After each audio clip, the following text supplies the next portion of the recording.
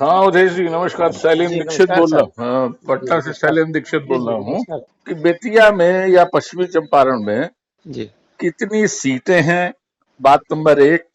फिर जी वहां पे समीकरण क्या रहे हैं, जी किसकी क्या टक्कर है, जो बदलाव की एक हवा थी वो उस हवा का असर वहां भी था कि नहीं था, जी जी जी ठीक ना। जी और जो एक यूथ का एक नया समीकरण बना, जी उस पे उसकी स्थिति क्या रही। जी तो हम चाहेंगे एक बार हमको पूरा बेतिया का ओवरऑल बता दें कि कितना सीट थी, कितना क्या था, जी और जी क्या परसेंटेज रहा वोट का। जी जी और उसके बाद में हमको कॉन्स्टिट्यूंसी वाइज बता दें जरा, तो हमारे ठीक जी पाठकों जी। के लिए ये बड़ा सुविधाजनक हो जाएगा।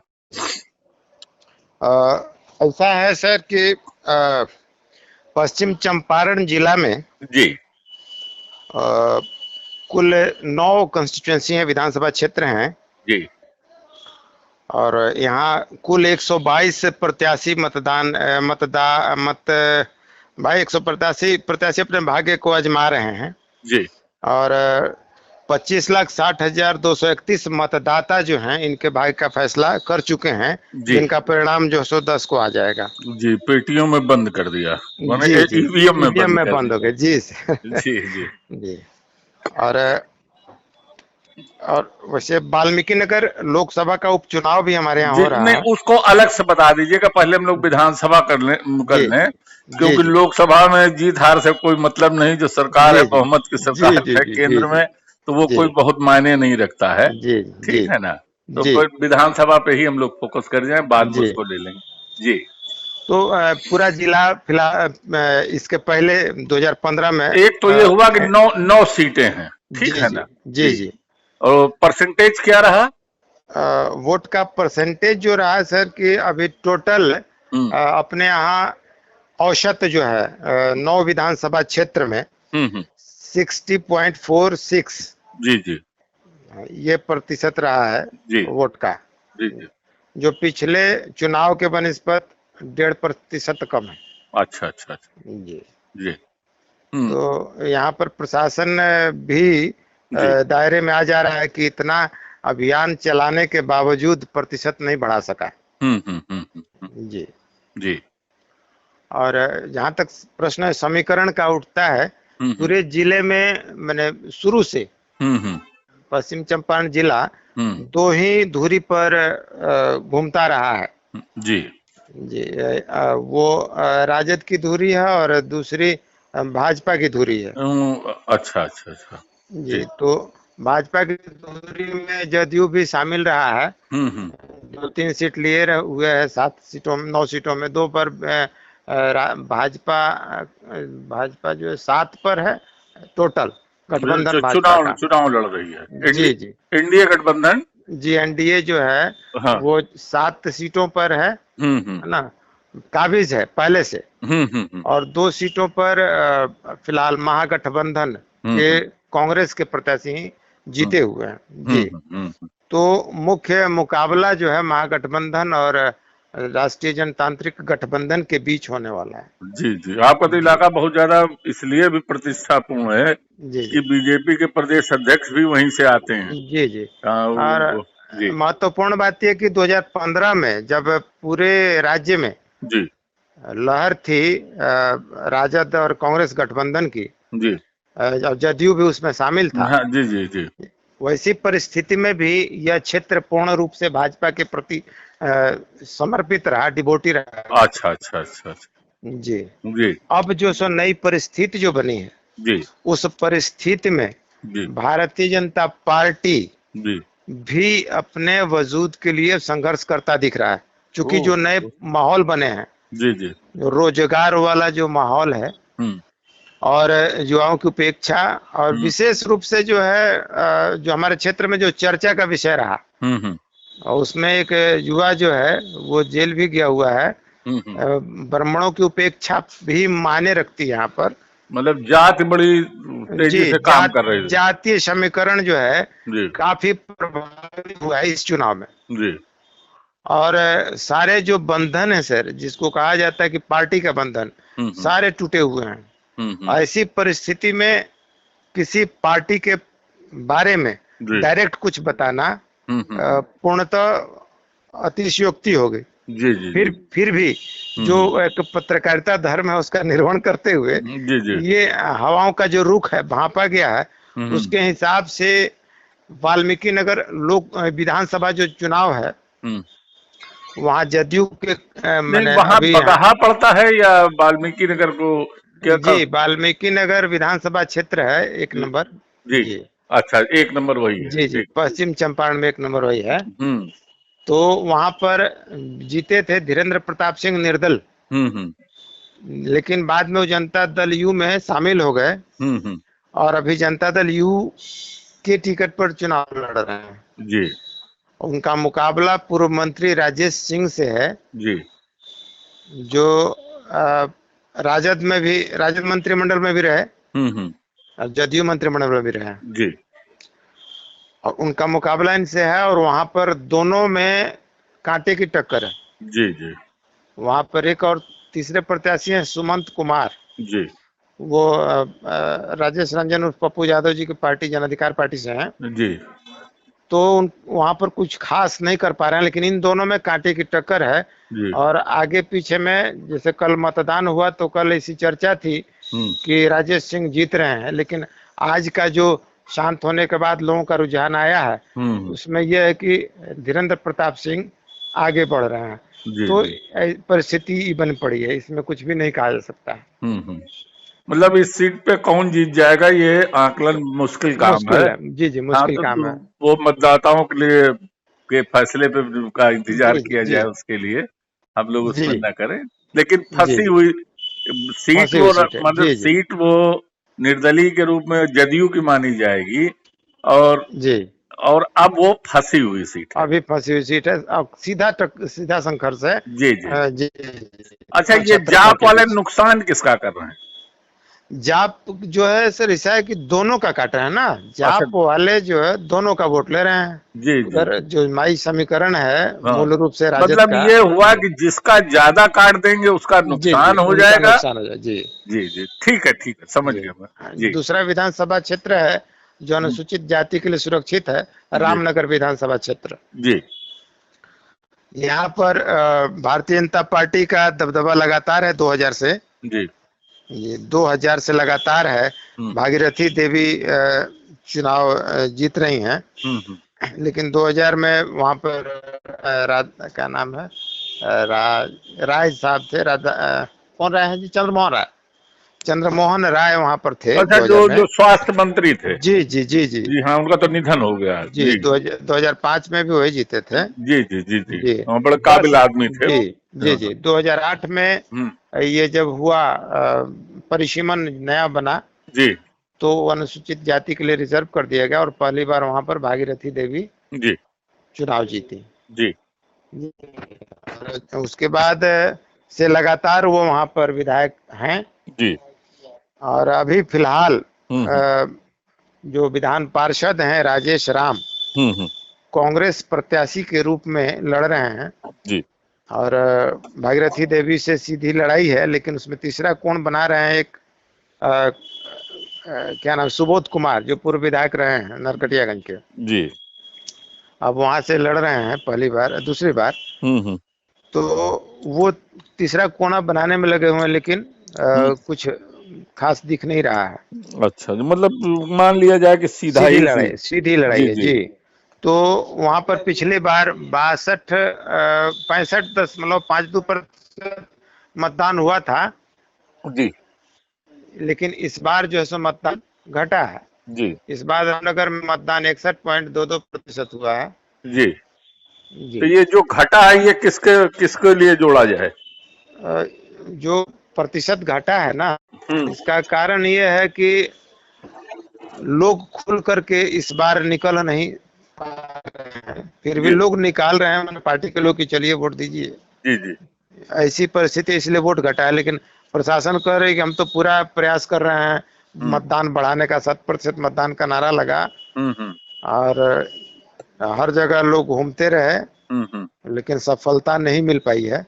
ठीक है, वो कोई कोई वो खैर जो औसत मतदान होता वही रहा है। जी जी जी 11 प्रत्याशी यहाँ पर हैं जी जी। तो यहाँ पे मुकाबला किसका किसका है?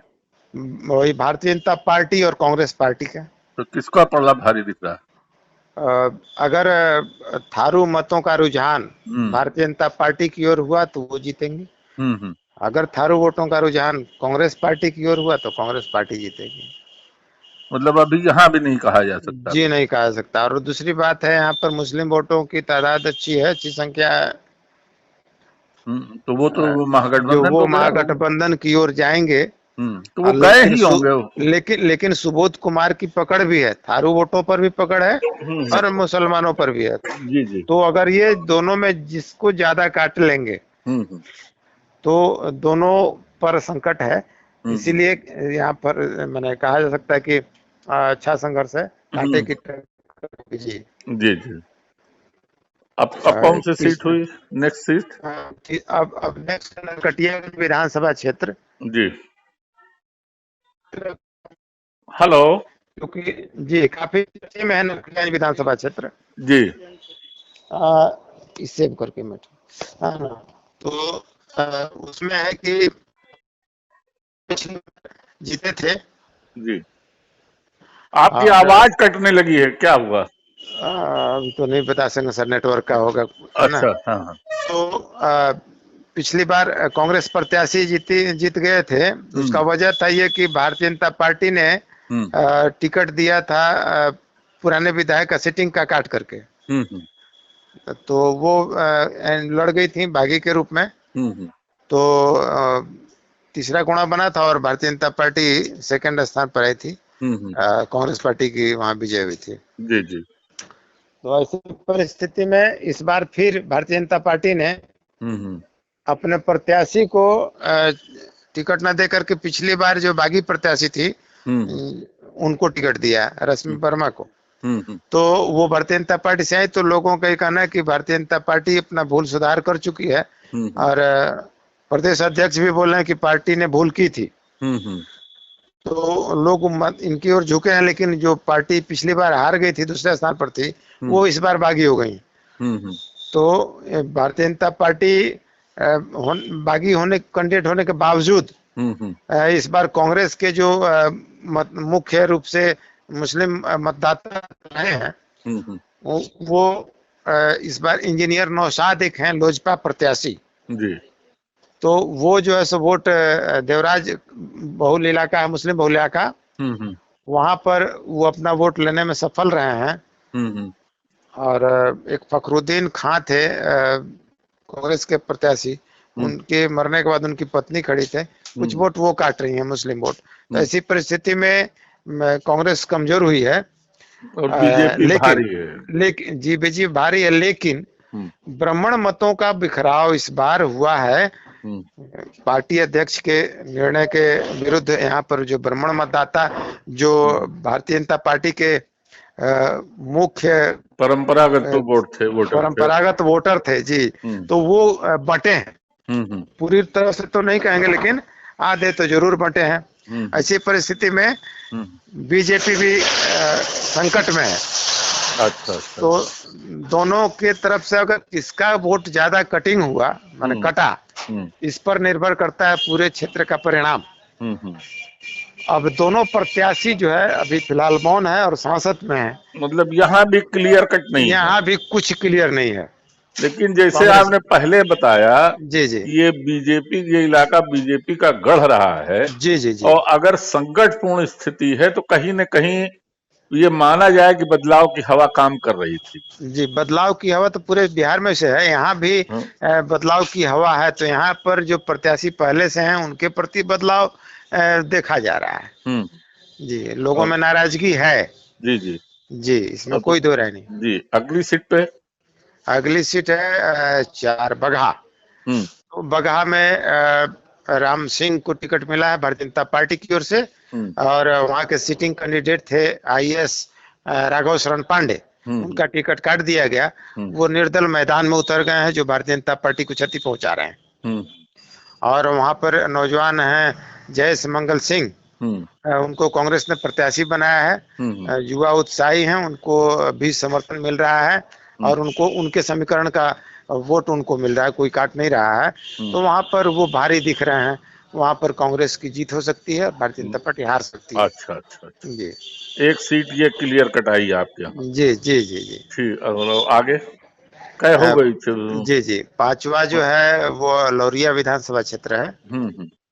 लौरिया विधानसभा क्षेत्र में विनय बिहारी पहले से रहे हैं हम्म विधायक भारतीय जनता पार्टी के। हम्म। और वहाँ उनकी भौजाई जो है, जी। भाभी उनकी मैदान में है, उनको उनका वोट काट रही हैं। हम्म लेकिन एक वहाँ पर उनके प्रतिद्वंदी मुख्य रूप से राजद के शंभू तिवारी जी हैं। हम्म। तो शंभू तिवारी जी को जो भारतीय जनता पार्टी के परंपरागत वोटर ब्राह्मणों का वोट उनको मिल रहा है। हम्म। और चूंकि जिले में कहीं भी किसी ब्राह्मण को टिकट नहीं दिया गया था, आरजेडी ने यहाँ दिया है, तो ब्राह्मणों का रुझान है। और ऐसी परिस्थिति में अगर ब्राह्मण वोट उनको मिलता है तो भारतीय जनता पार्टी के लिए खतरे की घंटी है। लेकिन राजद के लिए भी आसान नहीं है, चूंकि राजद के जो वहाँ मुख्य कर्ता धर्ता थे रणकौशल प्रताप सिंह और गुड्डू सिंह, उन्होंने बसपा का दामन थाम कर बागी होकर के बसपा का दामन थामा है और वो त्रिकोणीय मुकाबला बना रहे हैं। तो वहां पर ये कहना मुश्किल है कि वो किसका वोट ज्यादा कटेगा। मतलब ये हुआ विनय बिहारी जी का नुकसान कर रही उनकी भाभी, उनकी भाभी और यहाँ नुकसान हो रहा है ये जो बीएसपी में तो चले गए यार उनकी वजह। रणकौशल प्रताप सिंह अगर ज्यादा काटेंगे तो दोनों का नुकसान होगा। रणकौशल प्रताप सिंह जीत भी सकते हैं जी। उनकी उनकी उनकी छवि जो है युवाओं में काफी है। और वो उन्होंने कहा कि मैं प्रत्येक पंचायत में 4 लोगों को रोजगार दूंगा। अच्छा, 4 उन्होंने युवकों। क्या जी, कोई फैक्ट्री वैक्ट्री चलाते हैं? तो है बिल्डर है अच्छा अच्छा अच्छा, हाँ जी। तो तो दे। उन्होंने कहा कि मैं प्रत्येक पंचायत में 4 युवकों को रोजगार दूंगा। ये उनका जो नारा है वो काफी कारगर साबित हो सकता है और परिणाम को प्रभावित भी कर सकता है। अच्छा अच्छा, इसलिए वहां पर जो है सो स्थिति स्पष्ट नहीं है। इनको कब नहीं आंका जा सकता इसलिए उलझ गया। जी जी जी, जी जी जी, उनको कम तो आंकना अभी तक राजद की में जो आपने बताया उसमें एक सीट केवल क्लियर दिख जी जी क्लियर भारी है। है। जी। जी जी भारी अब है वो हाँ, छठी सीट कांग्रेस क्या के है? प्रति जी। और उसके बाद हम लोग पहुंचेंगे नौतन नौतन विधानसभा क्षेत्र जी। जी। तो नौतन विधानसभा क्षेत्र में भी त्रिकोणीय संघर्ष के आसार हैं। भारतीय जनता पार्टी के नारायण प्रसाद वहां पर हैं और वहां पर जदयू की पूर्व विधायक जो थी मनोरमा प्रसाद, वो निर्दल लड़ रही हैं ना, वो उनको क्षति पहुंचा रही हैं। जबकि कांग्रेस के प्रत्याशी शेख कामरान शेख हैं, तो कामरान शेख हैं, उनको समीकरण का वोट मिल रहा है। लेकिन वहां पर ये जन अधिकार पार्टी के यादव जी हैं एक, वो यादव और उनके मुस्लिम वोटों में कटौती कर रहे हैं, तो उनके उनके ऊपर भी परेशानी है। तो वहां पर लेकिन अभी त्रिकोणीय संघर्ष के आसार है मनोरमा जी के में, प्रसाद और शेख कामरान शेख में। ये भी क्लियर नहीं है जी यहाँ क्लियर नहीं है जी, नहीं जी। जी।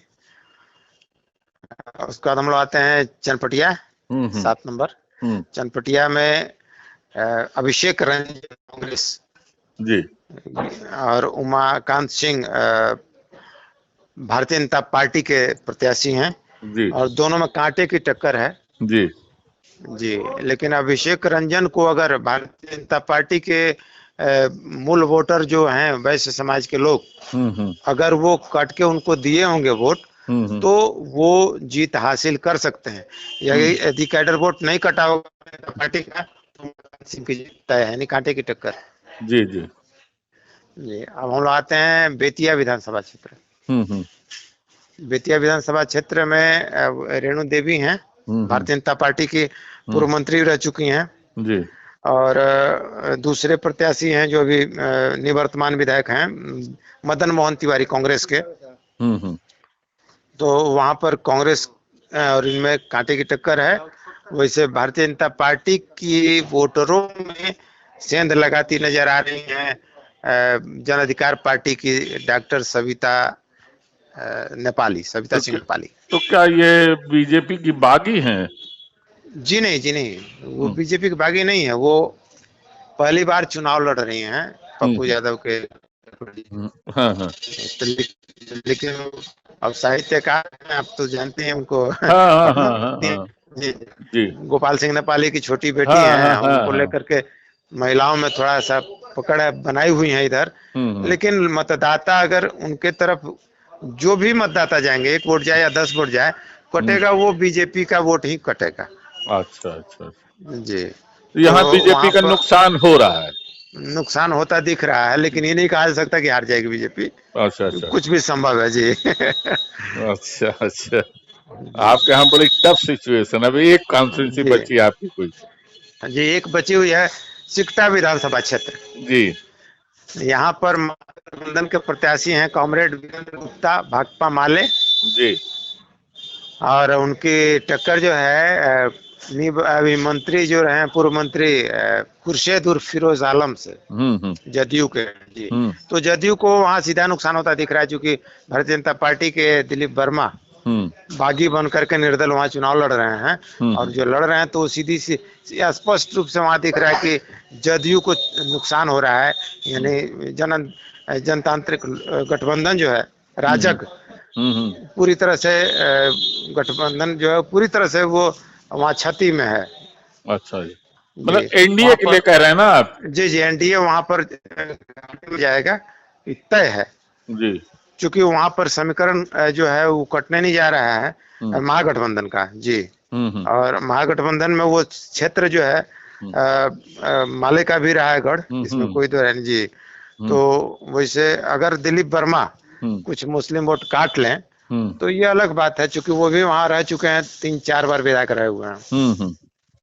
अदरवाइज महागठबंधन 2 बार गठबंधन का पलड़ा भारी दिख रहा है। तो आपके यहाँ 9 में 2 सीटें क्लियर दिखाई दे रही हैं। जी, वो महागठबंधन को जा रही हैं। महागठबंधन को जा रही हैं। जी। तो वहां जो कुछ भी गेन होगा वो महागठबंधन को गेन ही माना जाएगा। जी जी जी है? जी, वहाँ महागठबंधन ही पॉजिटिव होगा, और राष्ट्रीय जनतांत्रिक गठबंधन को क्षति होगी, इसमें कोई दो राय नहीं। अच्छा, वहां भी नुकसान में रहेगा एनडीए, और ये बढ़त में रहेंगे। जी। बहुत बहुत धन्यवाद आपका अवधेश जी। अगर आपको हमारा वीडियो पसंद आया हो तो इसे लाइक करें, सब्सक्राइब करें और साथ ही बेल आइकन दबाना ना भूलें।